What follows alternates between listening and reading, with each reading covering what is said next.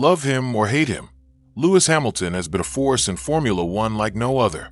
The stats don't lie, and the media storm around him is a circus that will likely run whether or not he stays in the sport. But you already know all that. This is about Hamilton's struggles since 2022 and what he should do about it. This is meant to be an open and objective conversation, so go easy if you disagree with anything. Let's talk about it. Car setup. Lewis is a tinkerer that prefers a setup that allows manhandling of his car through talent, rather than optimizing to the car's strengths and driving around its tendencies. There are pros and cons to this approach, and anecdotal evidence suggests it's largely the basis for his occasional off days. Again, this is not new but started during his latter years at McLaren. According to Toto Wolff, during the record-breaking championship years, Mercedes had designed a car that had a big sweet spot in terms of setup, where it could be tuned towards understeer or the complete opposite. This allowed both Rosberg and Hamilton in the early stages to have the perfect car for their respective style of driving. Rosberg clearly preferred understeer, and Hamilton gradually moved from a preference for a strong front end to a more neutral balance with a planted rear end. The main problem: Lewis is asking for the impossible from this current era. A car with a planted rear will naturally tend to understeer, and trying to induce rotation in corners with throttle application will in turn cause the rear to break away or step out. It's just car dynamics and physics. Simply put, the more planted the rear, the more trail braking you need in order to coax the front end around corners in a U-shape entry and exit. Conversely, a loose rear end means you don't need as much trail braking, if at all, with throttle application and steering input being the main means of stabilizing the rear through a V-shape or late apex corner entry and exit. This era of cars will oversteer at low speeds, tend to neutral if you're lucky at medium speeds, and positively understeer at higher speeds. Lewis knows this, or should do by now, and yet he spent his last 3 years at Mercedes trying to engineer a setup that ran counter to the DNA of the car. Lewis will typically get lost in the many setup changes he makes, opt for a higher downforce setting to plant the rear end when all indicators suggest a medium or lower downforce is optimum, and especially when he does not intend to trail brake nor maintain a higher minimum speed through corners, where the higher downforce magnifies grip and improves lap time. The other problem: yes-men. Lewis does not appear to have anyone in his corner that can put him straight, to shut him up and tell it to him like it is, or even to say, "Look, mate, just try things this way this one time. Perhaps sacrifice a race or two just to learn." Dare I say, he has become too powerful for his own good. From a technical guidance perspective, Lewis does not need any more friends, familiar personnel, or anything like that. He has enough yes-men around him. In football, for example, the manager is actually the main diva, especially in the locker room. He sets the agenda on how the team will play, and no individual, whether a star or not, is above that direction. The cars are so complex nowadays that the teams present the optimal base setup to the drivers, who may then tweak for relatively minor preferences. Adapting to this base preset is the name of the game. Gone are the days when a driver could dramatically set up the car to their driving style. Lewis tried to do this in his last 3 years at Mercedes, and is still thinking it may be possible with Ferrari. Yet more problems. Lewis' mindset and personality has always been a talking point, and before anyone jumps on this, we say this as ardent fans: it really could be better. This is linked to the previous point about approach, decision-making, and in this particular context, determining the best approach for dealing with disappointment and adversity. Sulking, moping, and making weird comments in interviews, and especially after the benefit of cooling down in his motorhome, is really not ideal. His demeanor impacts and affects a lot of people who follow him and those who don't equally. When he first joined the sport, Lewis absolutely felt that he had everything to prove, especially against the double world champion teammate. It showed in his driving, the urgency and 50-50 overtake moves. It defined him.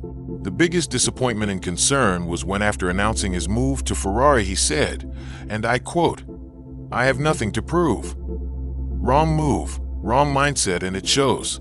If adversity and disappointment is what spurs him on, Then he needs to play a psychological trick on himself every practice session, qualifying and race, and convince himself that it's make or break time in order to get the competitive version of himself out on track. This era of cars have changed the sport into a qualifying formula. It's difficult to overtake on a lot of the tracks now, and a good qualifying position is more than half the battle. Lewis stubbornly continues to only focus his car's setup for the race and hope to pull a lap out of the bag come qualifying based on talent. This strategy is futile. It may have worked for a long time during the Mercedes Championship years, when they had nearly a second per lap advantage over the rest of the field, and was therefore guaranteed a front row start. He hasn't had this benefit since 2022, and this, together with the other technical issues, have been the cause of his slump in qualifying form. Regardless of points being awarded on Sunday, if the field can't overtake you when in clear air, you are likely to have a fair chance at maintaining your position. So what's the solution?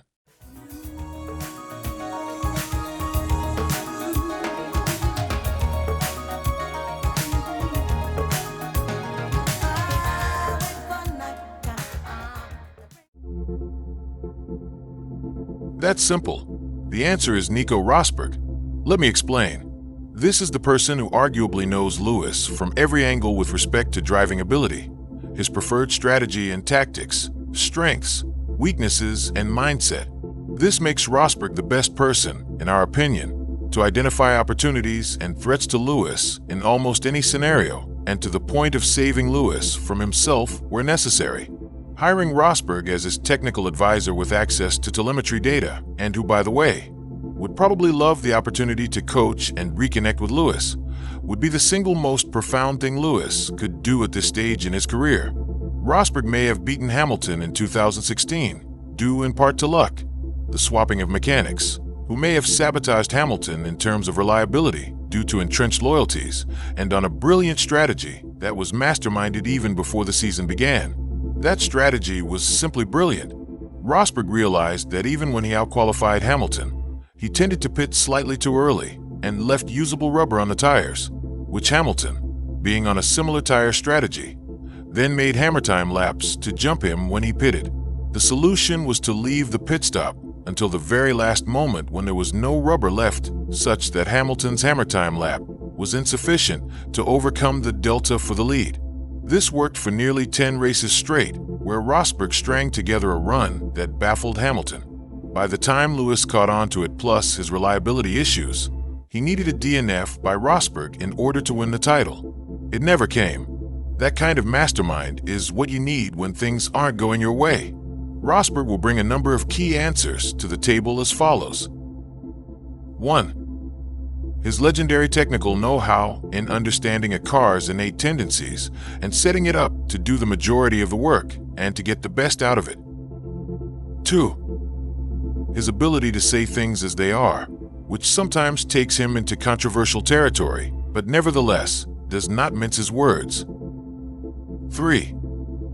He may be the only one that can set Lewis straight and call BS on situations that simply don't make sense. 4. A Hamilton-Rosberg duo will strike fear into the hearts of any competitor and form a real psychological weapon and morale dampener to competitors, especially if they manifest results. 5. As a wingman embedded in the team with access to telemetry data, Nico Rosberg may help make just the right driving coaching and strategy calls and tangibly impact the outcome of races. Final word. Lewis needs the right people around him at this stage in his career, not familiar people to keep him comfortable. He does not need his confidence boosted or managed, just the right technical, strategic, and tactical calls lap by lap. We certainly hope he gets to hear this and perhaps ponders on what needs to change, but in our view, Rosberg is the answer. What do you think? Let's have a debate in the comments.